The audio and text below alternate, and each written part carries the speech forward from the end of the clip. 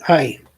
I just wanted to spend some time here, maybe going through some stuff that really helped me when I was really searching the Lord. My heart is to actually help others grow a deeper relationship with the Lord, and I'm talking about a love relationship. But oftentimes we kind of get our focus a little bit off, if you will. But I want to kind of bring it back on. I want to show you a little bit about how that the Old Testament ties in with the New Testament and what it actually means for us and specifically for you. And I hope in this study actually does that. So let's get started today. I want to talk about, if you will, the Ark of the Covenant, its contents of what that means for you.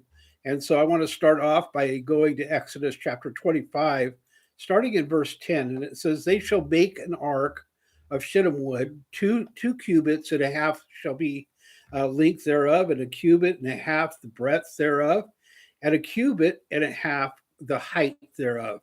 And thou shalt overlay it with pure gold, within and without shalt thou lay it, and shall make upon it a crown of gold round about. And thou shalt cast four rings of gold in it, and put them in the four corners thereof. And two rings shall be in the one side of it, and two rings in the other side of it. And there shall be, they shall make staves of shittim wood, and overlay it with gold. And thou shalt put the staves into the rings by the sides of the ark, that the ark may be borne with them. The staves shall be in the rings of the ark, and they shall not be taken from it. And thou shalt put into the ark the testimony which I shall give thee. And thou shalt make a mercy seat of pure gold. Two cubits and a half shall be the length thereof, and a cubit and a half the breadth thereof.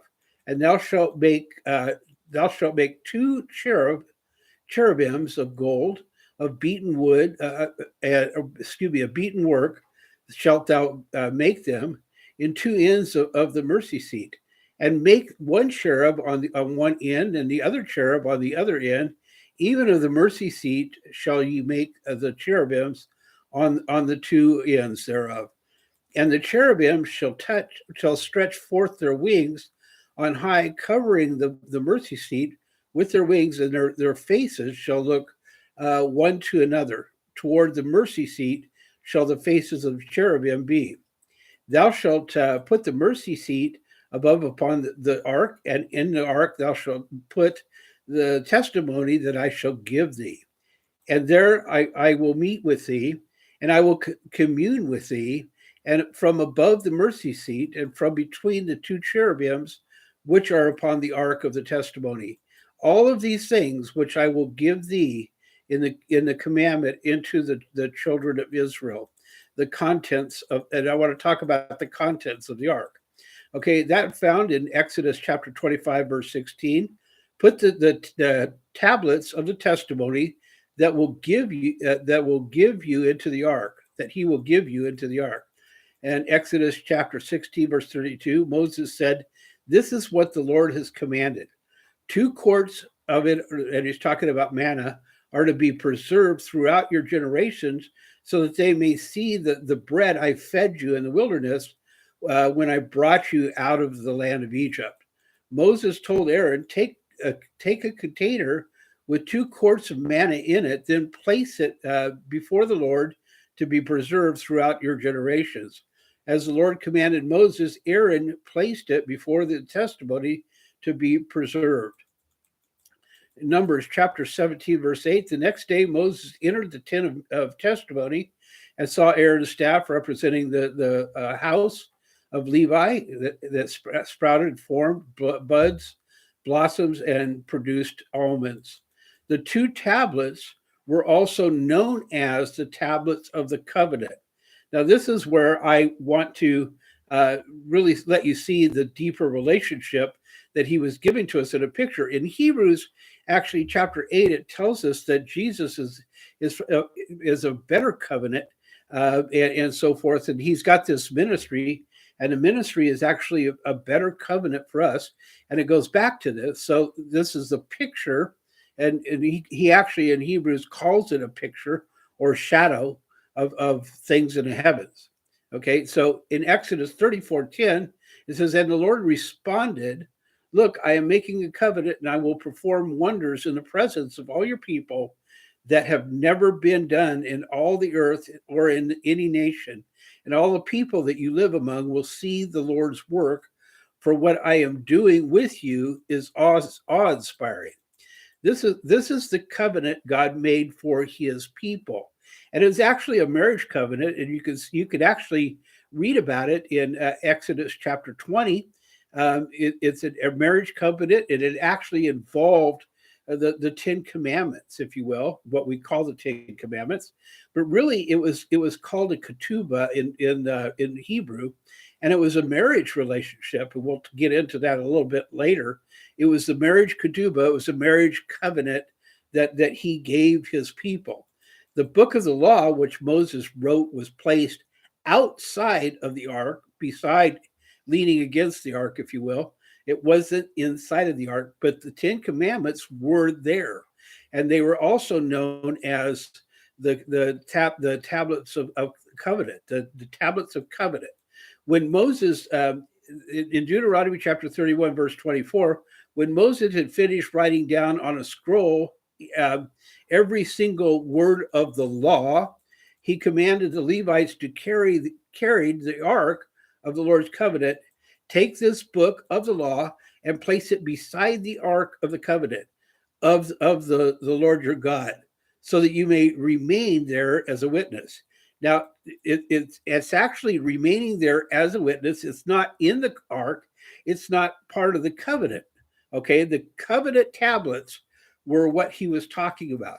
And we've learned this lesson, actually, if you go to from Jesus, and if you go to Matthew chapter 22, verses 34 through 40, in Matthew, starting at 34, in chapter 22, verse 34, when the Pharisees heard that he had silenced the Sadducees, they came together, and one of them, an expert in the law, asked a question to test him. Teacher, which command is in the law is the greatest? He said to him, love the Lord your God with all of your heart, with all of your soul, and with all of your mind. This is the greatest and most important command. The second is like it. Love your neighbor as yourself. And listen to this. All the law and the prophets depend on these two commands. Now, he didn't pull out the book of the law. He didn't say, let's go over the book of law and let's look at this. He was talking about this 10 commandments or the tablets of covenant. That's exactly what he was talking about. And you know what? They have been through the prophets, even in Jeremiah chapter 31, verse 31. I want you to hear this. Look, the days are coming. This is the Lord's declaration, when I will make a new covenant with the house of Israel, with the house of Judah. Okay, now listen carefully, because this is for us too. This one will not be like the covenant I made with their ancestors when I took them by the hand to bring them out of Egypt, a covenant they broke, even though, listen to this carefully, even though I married them. The Lord's declaration. Okay, there's the marriage contract. Okay, there it is. Instead, this is the covenant I will make with the house of Israel after those days. The Lord's declaration. I will put my teaching within them, write it on their hearts. I will be their God, and they will be my people. No longer will one teach his neighbor or his brother, saying, know the Lord, for they all will all know me, for the least of the greatest of them. This is the Lord's declaration. For I will forgive their wrongdoings and never again remember their sin. Now that is taking place today. It's done through his Holy Spirit. And his Holy Spirit is sanctifying us, is working those things out, is writing those laws within our hearts. And I'm talking about the marriage covenant, the 10 commandments, the ones that he said, the two greatest. If you do these two, and they were all about love. It really comes down to that. It really comes down to love. We have to learn to love from his heart.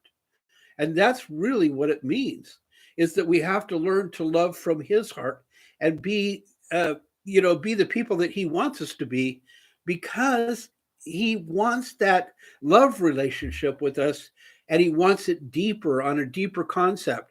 And I wanted you to see all of this just because I want you to see that all from the beginning, this is the message that he was bringing about.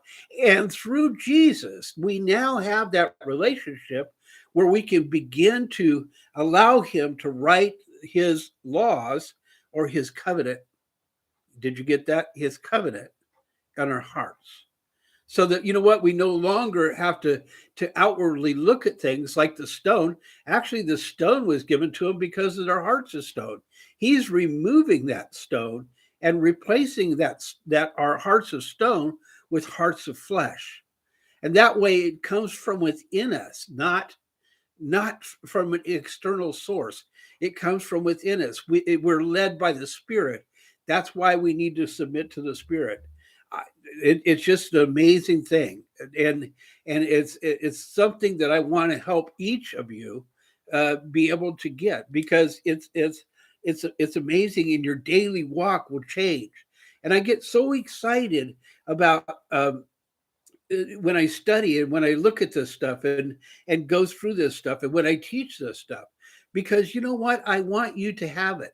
I want you to be able to look at this and say, you know what, this is what I want. And I want you to go before him, and I want you to receive that relationship with him that changes your whole life.